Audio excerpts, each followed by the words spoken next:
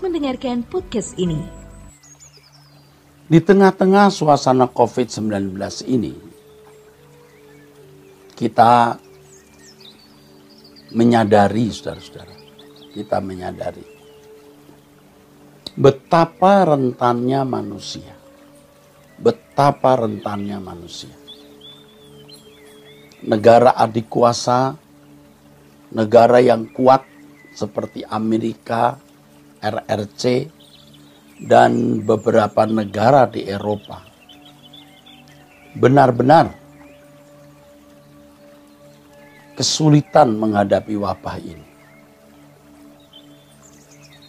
Hari ini ketika saya menyampaikan firman Tuhan, saya mendengar berita bahwa salah satu kota di Australia juga sedang terancam untuk mengadakan pembatasan sosial atau bahkan bisa di lockdown. Karena mulai ada gelombang orang-orang yang terjangkit COVID-19. Sedangkan di Cina kita semua tahu sudah ada gelombang kedua COVID-19. Nah, ini semua menjadi peringatan untuk kita. Betapa terbatasnya kemampuan manusia itu. Benar, betapa rentannya manusia itu sebenarnya. Baru COVID-19. Masih banyak wabah yang bisa melanda dunia ini. Masih banyak bencana yang bisa dan akan melanda dunia ini. Nah, di sini kita diajar, saudaraku, untuk memandang Tuhan dan meminta perlindungan dari Dia. Mungkin saudara berkata, meminta perlindungan kepada Tuhan mah mudah, Pak. Tidak usah diajari juga kita tahu. Saudara tahu, tetapi apakah saudara melakukannya? Dan kalau saudara melakukannya, apakah saudara tahu bagaimana melakukannya dengan benar? Itu masalahnya. Jangan saudara merasa kalau saudara sudah berkata Tuhan lindungi aku, lalu otomatis saudara terlindungi. Nah, saya mengatakan ini bukan Tuhan tidak akan melindungi saudara, bukan. Tetapi kita harus mengerti, memahami mekanisme hidup dalam perlindungan Tuhan itu. Yang pertama yang harus kita tahu, Allah itu Tuhan. Tuhan itu Allah kita. Kalau Dia menjadi Tuhan, itu berarti menjadi majikan kita. Kalau Dia adalah Allah kita, berarti Dia objek sesembahan kita yang lebih berharga, lebih bernilai dari segala sesuatu. Jadi saudara, kalau kita memanggil Dia Tuhan, itu berarti kita tunduk, kita submit. Dia adalah majikan kita. Submit, tunduk. Kalau kita memanggil Dia Allah, berarti Dia yang bernilai, Dia yang berharga di dalam hidup ini. Nah, kenyataan yang kita jumpai, kenyataan yang kita lihat dalam berurusan dengan Allah, banyak orang tidak memperlakukan Dia dengan benar. Kalau kita memanggil Dia Tuhan, berarti Dia Tuhan kita, Dia majikan kita. Kita harus memberikan pengabdian kita yang patut, yang pantas kepada Dia.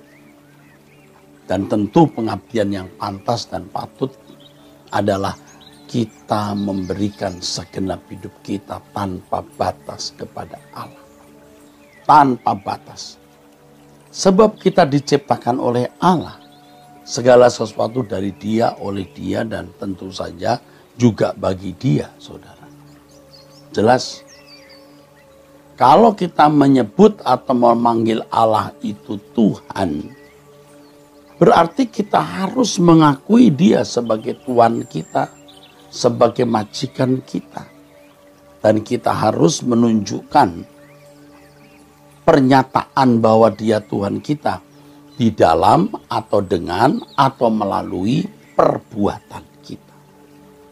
Kalau kita memanggil Allah itu Bapa, ya dia harus menjadi yang berharga. Ya, berharga. Dan satu-satunya yang berharga. Yang karenanya kita bisa melakukan penyembahan, pemujaan kepada Allah. Nah, masalahnya yang kita bisa lihat hari ini, ada orang-orang Kristen yang memperlakukan dia bukan sebagai Tuhan dan Allah. Berurusan dengan Tuhan hanya karena mau menikmati kuasanya. Apalagi ditambah dengan Allah itu baik. Seakan-akan kemudian Allah bisa kita kuasai. Tuhan bisa kita atur. Berurusan dengan dia hanya karena kita memiliki kepentingan. Coba saudara, apa tidak kurang ajar itu? Karena kita memiliki kepentingan. Karena kita memiliki kepentingan lalu kita berurusan dengan dia. Ini sebenarnya sikap kurang ajar, saudara. Sikap kurang ajar. Tetapi Tuhan bisa maklum atau Tuhan bisa mengerti kalau orang tersebut adalah orang Kristen baru. Namanya juga masih baru, saudaraku. Kristen pemula. Jadi kalau berurusan dengan Allah karena ia mau memperoleh keuntungan dari langkah-langkahnya mendekati Allah. Iya, karena mau keuntungan. Ini yang disebut oportunis dan manipulatif. Kalau Allah bisa diatur begitu, dia bukan Allah yang berdaulat. Saya ulangi, kalau orang Kristen baru bisa dipahami atau bisa dimengerti, saudara. Sama kan seperti anak-anak kita waktu masih kecil. Ia berurusan dengan orang tua karena mau memperoleh sesuatu dari orang tuanya. Karena mau memanfaatkan orang tuanya. Fakta yang kita lihat hari ini apa? Banyak orang Kristen itu tidak tahu diri. Mestinya sudah akil balik, mestinya sudah dewasa, tapi masih saja seperti kanak-kanak, seperti anak-anak yang menuntut orang tua buat ini, buat itu. Seakan-akan orang tua berhutang kepada anak-anak. Coba. Seakan-akan orang tua berhutang. Tetapi orang tua itu ngerti. Orang tua nurutin kok apa yang dikehendaki oleh kita. Selama tidak bertentangan dengan kesuciannya. Tuhan berkenan kok, saudara. Tuhan juga berkenan. Ya, kalau kita masih Kristen baru, berurusan dengan dia, hanya karena kita mau mendapatkan ini itu, atau untuk mencari keuntungan, Tuhan juga tidak mempersoalkan. Tuhan juga maklum saja. Oke dah. Oke. Ya oke. Tetapi jangan setelah 15, 20, 30 tahun, bahkan lebih menjadi orang Kristen, masih bersikap seperti kanak-kanak. Taunya menuntut, meminta, mengimani kuasa Allah untuk mendapatkan perlindungannya. Berarti saudara terlambat bertumbuh. Iya, dan faktanya memang banyak orang terlambat bertumbuh, saudara. Terlambat bertumbuh. Allah menghendaki saudara agar kita ini makin bertumbuh dewasa. Dan ketika berurusan dengan Allah, karena kita mau mengabdi. Aku harus buat apa ya Tuhan? Nah ini nih, mengabdi. Aku harus buat apa Tuhan? Kalau orang Kristen bersikap begitu, dia tidak minta perlindungan Tuhan pun, Tuhan melindungi. Tidak usah minta lindungi aku Tuhan. Tidak usah. Tuhan pasti lindungi. Lagi pula kalau orang Kristen dewasa, saudara, minta perlindungan Tuhan itu bukan karena tidak terkait maksud saya dengan masalah-masalah pemenuhan kebutuhan jasmani. Minta perlindungan Tuhan pun dalam konteks masalah-masalah rohani. Ini dia. Saudara pasti pernah kan mendengar khotbah saya ya, dalam banyak kesempatan. Kita tidak usah menuntut Tuhan. Tuhan itu tahu bagiannya. Seperti orang tua itu tahu bagiannya. Kalau orang tua di dunia ini saja tahu bagiannya, apalagi Tuhan. Oh Tuhan lindungi aku, jaga aku. Nah usah begitu. Tuhan pasti lindungi dan jaga saudara. Jadi kalau kita minta Tuhan melindungi kita, masalahnya bukan hal-hal yang menyangkut pemenuhan kebutuhan jasmani, tetapi menyangkut kesucian hidup. Begitu saudaraku. Kalau saudara menjadi anak Allah yang benar, yang baik, pasti Tuhan lindungi. Tidak usah minta dilindungi oleh Bapak. Bapak pasti melindungi. Pasti melindungi. Kenapa? Karena kita anak-anaknya. Kenapa? Karena Roh Kudus ditaruh di dalam diri kita. Sebagai meterai yang kita adalah anak-anak Allah. Nah, sekali lagi kalau kita baru menjadi Kristen belum tahu banyak ya. Kadang-kadang dalam ketakutan, lindungi aku ya Tuhan, peganglah tanganku, jangan lepaskan tanganku. Yang lepaskan tuh siapa? Tuhan tuh nggak akan melepaskan pegangannya dari kita. Kita yang sering melepaskan diri. Nah, ini masalahnya. Jadi saudara, pertanyaannya, saudara itu layak dilindungi Tuhan tidak? Layak tidak dilindungi oleh Dia? Sebab kalau kita ikut Tuhan hanya karena kita mau memanfaatkan Dia atau memanipulasi dengan sikap oportunis, ini sama juga pembalikan hierarki. Artinya Tuhan yang mestinya di atas mendominasi kita, loh kita yang di atas. Itu terbalik. Kita yang mengatur Tuhan.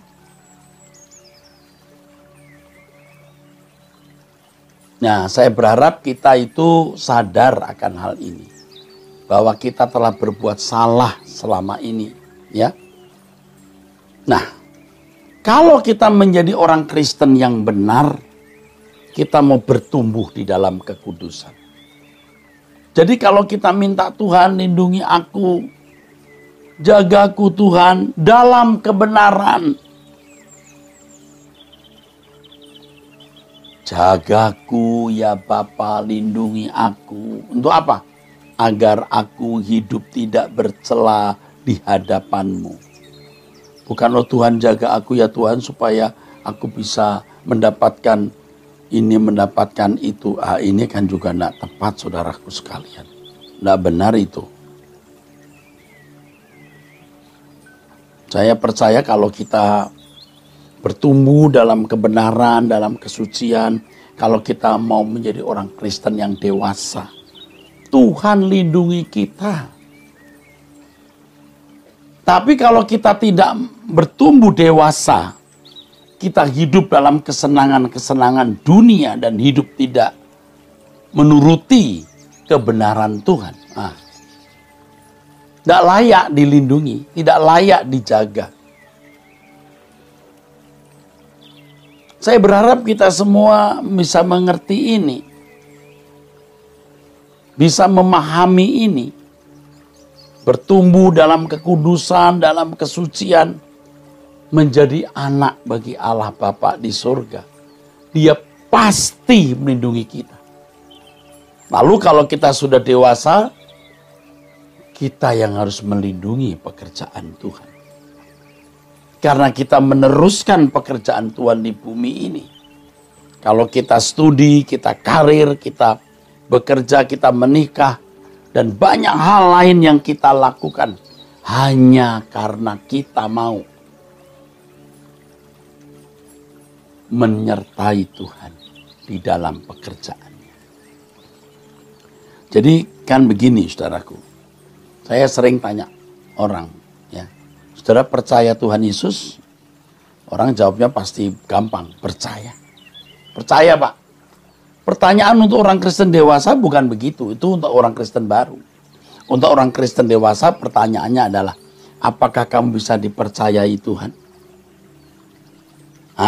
Ini saudara, ini dia. Diberkati, dilindungi, dijaga, malah hidup sembarangan. Diberkati berlimpah-limpah, berkat materinya digunakan untuk kesombongan, keangkuhan, dan segala perbuatan yang Tuhan tidak kehendaki. Kan kurang ajar. Makanya saya tanya, apa kau bisa dipercayai Tuhan? Orang yang tidak bisa dipercayai Tuhan itu orang yang tidak layak, tidak pantas dilindungi oleh Allah. Tuhan akan dimanfaatkan dia suka-suka sendiri. Nah, pertanyaan lagi. Apa saudara percaya Tuhan Yesus? Saudara akan jawab, percaya. Oke, percaya. Sekarang pertanyaan berikut. Apakah engkau percaya Tuhan menyertaimu? Amin. Pasti orang berkata, Tuhan beserta kita, ya kan? Pertanyaan berikut yang untuk orang dewasa. Apakah saudara menyertai pekerjaannya? Apakah saudara disertai Tuhan? Amin. Pasti dijawab amin. Biasa orang berkata Tuhan beserta kita. Tapi pertanyaan yang dewasa, untuk orang Kristen dewasa, apakah saudara menyertai Tuhan? Maksudnya apa ya Pak? Ya maksud Tuhan kita sertai pekerjaannya. Pekerjaannya kita bela. Nah, kalau orang bertumbuh dalam kesucian untuk menjadi anak Allah, menyukakan hatinya, dan sampai kemudian dia bisa membela pekerjaan Tuhan, menyertai pekerjaan Tuhan, ya pasti dibela Tuhan, saudaraku. Dan orang-orang seperti ini biasanya tidak takut menghadapi apapun. Karena ia sudah ada di pihak Tuhan. Kalau ia ada di pihak Tuhan, siapa lawan? Siapa lawan kita? Nah, saudara-saudara, di tengah-tengah suasana COVID ini, pasti saudara bisa merasakan kecemasan kan? Ya, pasti kecemasan. Tapi saya mau beritahu kepada saudara-saudara sekalian, kalau engkau memiliki fokus untuk hidup terus berubah menuju kedewasaan, untuk semakin berkenan kepada Tuhan dalam segala hal yang kita lakukan, kita ucapkan, kita pikirkan, dan saudara benar-benar menyediakan diri untuk membela pekerjaan Tuhan, jangan takut. Jangan takut. Saudara menjadi biji mata Allah. Saudara tahu dong, rasa dong perasaan, kalau saudara orang tua ya, tahu dong perasaan bagaimana orang tua ingin anaknya aman dan selamat. Allah lebih dari itu. Allah lebih dari itu. Waktu anak kita masih kecil, dia belum minta tas sekolah, kita udah belikan tas sekolah. Nanti kalau sekolah pakai tas ini. Anak belum minta sepatu, kita yang membelikan sepatu. Anak belum sekolah, kita sudah asuransikan pendidikan. Nah itulah yang kita lakukan. Iya, orang tua pasti buat begitu, saudaraku sekalian. Tetapi anak ini harus dewasa. Masa umur 30 tahun masih harus dibelikan tas?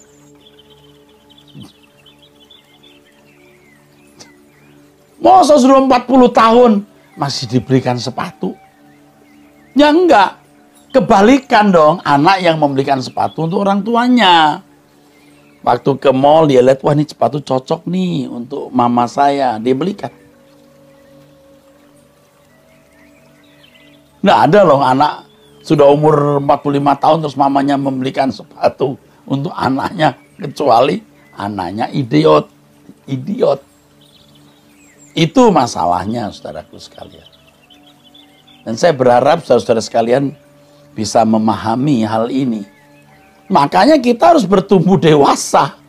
Bertumbuh dewasa, saudaraku sekalian. Makin bertumbuh dewasa, kita semakin mengerti kehendak Allah. Kita pasti melakukan apa yang baik, yang berkenan, dan yang sempurna. Nah, di situ, saudara, kita akan bisa menjadi orang-orang yang dipercayai Tuhan, dan orang yang dipercayai Tuhan pasti menyertai pekerjaannya. Saya percaya, saya yakin, saya tahu banyak saudara yang sebenarnya tidak layak dilindungi. Saudara itu egois, hidup saudara juga tidak bersih, saudara tidak sungguh-sungguh mau membela pekerjaan Tuhan.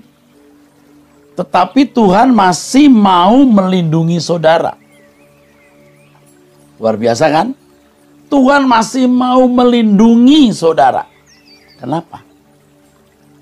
Karena Tuhan masih memberi kesempatan saudara sadar. Tuhan itu bukan baik saja, sangat baik, luar biasa baik. Tapi kita tidak boleh sembarangan. Kita harus benar-benar, saudaraku sekalian, mengerti apa yang Dia kehendaki untuk kita lakukan. Nah, saudaraku, tidak sedikit orang Kristen yang, aduh, gimana ya ngomongnya ya, tidak tahu diri. Aduh, sudah diberkati Tuhan, tubuh sehat, anak-anak baik, ekonomi baik. Tapi tidak bertumbuh. Malah menjadi sombong. Dengan kekayaan yang dia miliki, dia menjadi sombong, saudaraku. Sedih. Jadi sewenang-wenang terhadap orang lain. Sedih kita, saudara. Sedih. Dia tidak melihat kepentingan pekerjaan Allah. Kalau untuk kepentingannya sendiri, waduh, dia bisa menganggarkan, membelanjakan uangnya berapapun. Mau ratusan juta, mau miliar juga dia lakukan, saudara. Tetapi untuk pekerjaan Tuhan begitu perhitungan. Aduh, untuk arloji dia bisa beli ratusan juta sampai miliar. Tapi untuk satu gereja yang dibangun mungkin hanya seharga 40 sampai 50 juta di daerah, dia tidak bantu apa-apa. Dia hanya memberikan remah-remahnya saja. Saya bicara ini bukan karena saya sedang mencari dana. Lalu ini bukan malam dana, saudara, bukan mau cari uang. Saya kasihan saudara. Nanti kalau saudara meninggal dunia, ketika saudara berhadapan dengan Allah, baru saudara tahu bahwa semua yang saudara miliki itu milik Tuhan. Saya perhatikan orang-orang kaya, orang berduit, saudara. Rasanya semua yang dia miliki itu miliknya sendiri. Dia mau buat apa dia buat. Bahkan kekayaannya digunakan untuk kesombongan, keangkuhan dirinya, saudara. Ya sudah, mau ngomong apa? Giliran kena masalah, panggil pendeta. Oh, tolonglah Pak Pendeta, doakan kami supaya masalah ini bisa dilalui. Saya tidak katakan memanggil pendeta itu salah. Mestinya kalau orang Kristen makin dewasa itu tidak bergantung kepada pendeta. Dikit-dikit Pak Pendeta, dikit-dikit Pak Pendeta. Mesti tidak bergantung kepada pendeta. Harus bergantung kepada Tuhan. Ya saudara. Lalu harus minta orang lain yang mesti mendoakan. Loh kenapa? Kenapa tidak berdoa sendiri? Kenapa harus minta pertolongan atau bantuan orang lain mendoakan? Mestinya tidak perlu. Dia berdoa sendiri bisa. Makanya tadi saya katakan kalau orang Kristen baru ya kita maklum lah. Minta didoakan, disayang-sayang. Oke. Supaya tetap setia menjadi anggota gereja. Baiklah kawan, supaya dia setia. Tetapi kalau sudah menjadi Kristen dewasa, sudah tidak lagi begitu dong, saudara. Ya. Nah, kembali kepada pokok masalah kita. Kalau seorang bertumbuh menjadi dewasa rohani, dia akan bisa berkata bahwa seluruh hidupnya milik Tuhan. Dia bisa berkata, I am not my own. Bisa. Aku bukan milik aku. Bahwa aku bukan milikku sendiri. Dia bisa mengerti apa artinya hidupku bukan aku lagi, tapi Kristus yang hidup di dalam aku. Dia bisa. Nah, kalau hidup kita bukan milik kita sendiri, apalagi Yesus yang hidup di dalam diri kita, Dia akan menjaga hidup kita. Ia akan menjaga hidup kita seperti Dia menjaga miliknya. Dan memang kita adalah miliknya. Kita tidak usah sampai menjerit-jerit, tolonglah aku ya Tuhan. Tidak usah. Cukup berkata, aku serahkan hidupku dalam tangan-Mu. Nah, ada orang-orang Kristen yang licik. Licik kalau ada masalah begini, oh Tuhan tolonglah aku milik-Mu. Kalau lagi begitu, lagi terancam, aku milik-Mu. Oh Tuhan, aku milik-Mu. Ya, entah karena sakit, mau mati, dikejar debt collector, mau dibunuh, terancam hukuman baru, lindungi aku Tuhan, aku milik-Mu. Begitu sudah lewat sebuah masalah, enggak berkata lagi, oh Tuhan aku milik-Mu, enggak lagi. Licik. Nah, orang-orang licik begini kalau sampai mati menghadap Tuhan gimana? Saya kira sebagian saudara masih punya hati seperti ini. Kalau lagi kepepet aja, oh Tuhan aku milik-Mu, tolonglah aku. Aku tidak berdaya. Tapi begitu, nggak ada masalah. Relasi pejabatnya banyak, duitnya banyak. Udah. Tidak pernah berkata, Tuhan aku tidak berdaya.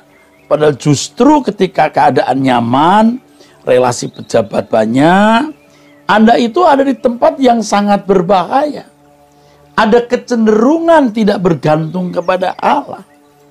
Ada kecenderungan sembarangan hidup. Ada kecenderungan untuk hidup sesukanya sendiri. Kuat, sehat, punya banyak duit, relasi pejabat. Jadi sombong. Bahkan kalaupun saudara misalnya ya ke gereja atau mengadakan kebaktian, itu pun cuma karena mau sombong, mau unjuk diri di depan mata manusia bahwa dirinya rohani, ya, dirinya orang baik, dirinya beragama. Nah, coba saudara. Tuhan pun maksud saya, dia mau terhormat. Ya. Tuhan pun dimanfaatkan untuk kebesaran namanya. Saudara mungkin berkata, oh saya nggak begitu Pak. Oh, diam dulu. Potensi seperti itu bisa ada di dalam hidup saudara. Potensi itu. Memang sekarang belum terwujud, belum nampak saudaraku sekalian. Ketika saudara miskin, susah, tertindas, tidak kelihatan itu. Tapi ketika saudara menjadi kuat, sehat, memiliki kenalan pejabat-pejabat tinggi, saudara mulai lupa. Itu bisa terjadi. Oleh sebab itu, saudaraku sekalian, mari kita mengikuti apa yang diajarkan firman Tuhan kepada kita pada kesempatan ini. Kita mau hidup, ya, tidak bercacat, tidak bercela. Supaya kita berkeberadaan sebagai anak-anak Allah yang taat. anak-anak Allah yang taat. Kalau Tuhan berkata kamu biji mataku, ini tidak untuk semua orang. Orang yang sungguh-sungguh memiliki kedekatan dengan Allah dan menghormati Dia dengan mentaati firman Tuhan, hidup tidak bercacat, tidak bercela, dan tidak terikat dengan dunia ini. Pasti Tuhan pelihara dia. Apalagi kalau orang-orang seperti ini bertumbuh terus, menjadi dewasa, sampai kemudian saudaraku sekalian, dia rela mengorbankan hidupnya untuk kepentingan Tuhan. Dia rela membela Tuhan. Waduh, Tuhan menjagai dia. Ingat, apa yang terjadi ketika Saulus membunuhi orang-orang Kristen? Apa? Orang Kristen tidak berdaya. Saulus memburu orang-orang Kristen, menangkapi, menyiksa, menganiaya, bahkan membunuh. Terbukti, Stefanus itu mati di tangan siapa? Di tangan Saulus, yang kemudian jadi Paulus. Kok bisa? Bisa. Kenapa? Saulus merasa dengan menganiaya orang Kristen, dia membela Allah. Padahal yang dilawan itu Tuhan sendiri. Maka ketika dalam perjalanan ke kota Damsyik, Yesus mendatangi Saulus berkata, Saulus, Saulus, mengapa engkau menganiaya aku? Saulus berkata, siapa kau Tuhan? Aku Yesus yang kau aniaya. Loh, Saulus tidak pernah bertemu dengan Yesus secara langsung lalu menganiaya Yesus kok. Kok Yesus berkata begitu? Saulus, Saulus, mengapa engkau menganiaya aku? Kenapa saudara? Sebab ketika Saulus menganiaya orang Kristen, ini sama dengan menganiaya Tuhan sendiri atau Yesus sendiri. Artinya apa? Artinya saudaraku, Yesus menyamakan diri dengan orang-orang percaya. Orang percaya mewakili Yesus. Sehingga ketika mereka teraniaya, Yesus yang merasa disakiti atau dilukai. Ini samalah kalau kita berkata, kalau kita apalagi memiliki perasaan seperti misalnya anak kita, ya, anak kita atau orang yang kita kasih dipukul orang, dipukuli orang, kita tampil. Kenapa? Saudara merasa yang dipukuli. Saudara merasa yang disakiti. Kenapa? Karena saudara sayang kepada orang yang disakiti tersebut. Sama dengan kita. Ketika kita dilukai, kita disakiti, Yesus merasa yang disakiti, dilukai. Maka dia berkata kepada Saulus, mengapa engkau menganiaya aku? Saudara, dalam suasana COVID ini, ya saudara, kita percaya Tuhan masih menjagai kita dan akan tetap menjagai kita. Tergantung respon kita. Jadi kalau saudara mau menuruti apa yang saya sampaikan pada kesempatan ini, marilah kita hidup benar. Memiliki hati yang berkenan kepada Allah. Seperti yang Allah miliki.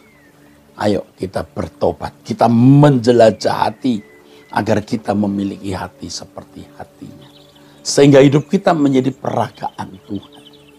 Yang kedua, mari kita membela pekerjaan Tuhan. Kita ini orang-orang yang miskin karena seluruh harta kita itu milik Tuhan, bukan milik kita. Kita kaya nanti di dalam kerajaan surga. Jadi, saudaraku sekalian, mari kita membela kepentingan Tuhan tanpa batas. Kita cukupi kebutuhan keluarga kita, tetapi selebihnya dari itu, saudaraku sekalian, kita, saudaraku sekalian, membela pekerjaan Tuhan. Ajaibnya, saudaraku, ketika kita sungguh-sungguh mengasihi Dia, maka Tuhan bukan saja mengasihi kita pribadi, Tuhan juga mengasihi orang yang kita kasihi. Luar biasa ya. Tuhan juga mengasihi orang yang kita kasihi. Seperti ini. Karena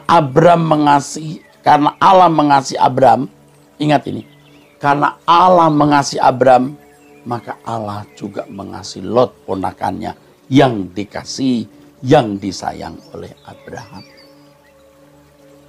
Jadi kalau kita benar-benar hidup kudus di hadapan Allah dan dengan segenap hidup membela pekerjaan Tuhan tanpa batas, Dia bukan hanya mengasihi kita, tapi juga mengasihi orang yang kita kasih.